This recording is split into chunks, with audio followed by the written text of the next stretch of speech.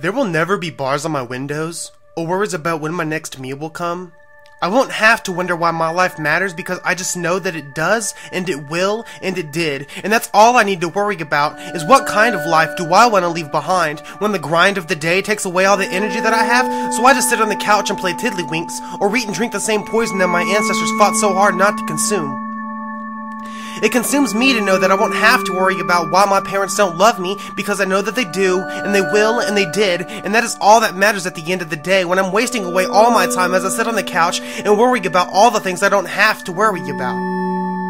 Life is too short to worry, but I'm not tall enough to understand that, so I worry about stuff like tests and papers and money. I worry about girls and friends and family, the plans I intend to accomplish, but the accomplice of worry is never too far behind, adding stress onto stress, so I try my best to ignore it, but it piles on and grows bigger until I'm lying in bed with my head propped up by a pillow, sitting in silence as the buzz of electricity surrounds my eardrums with the chorus of annoying hums. I lay back as my mind begins to wander across memories that never fully slipped to the back of my mind, but instead chose to rise to the surface, boiling over like hot oil or a pot of water you've left on for too long. Memories of girls and their smiles, the way they laughed or how they smelled or how they felt to the touch of my skin as I purposely brushed up against them with the intentions of giving them hints that the intimate things we were about to commit would be highly regarded later as I regaled my friends with the stories of how it all went down, as my memories pile with stories gathering on stories, like a never-ending cancer expanding and never wanting to shrink back to before I can even remember.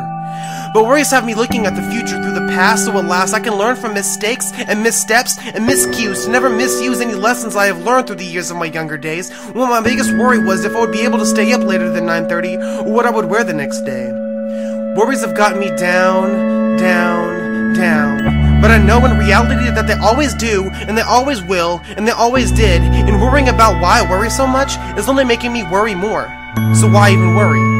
Why even worry when I know that in a day, or in a month, or in a year, that what I'm currently worrying about won't even matter to me anymore in the slightest bit? So I try to ignore all of my worries, but that's bad, so I just ignore the little ones like, it's too hot in here, or we only have beef ramen to eat for dinner, or the huge pile of clothes in the closet that has been growing for 4 weeks needs to, at some point, probably get taken care of. And so I choose to prioritize my life instead of feeling like life is overwhelming when I'm choosing to make my life feel that way by worrying myself to the point that I've taken probably a good 10 years off of my life. My life is important,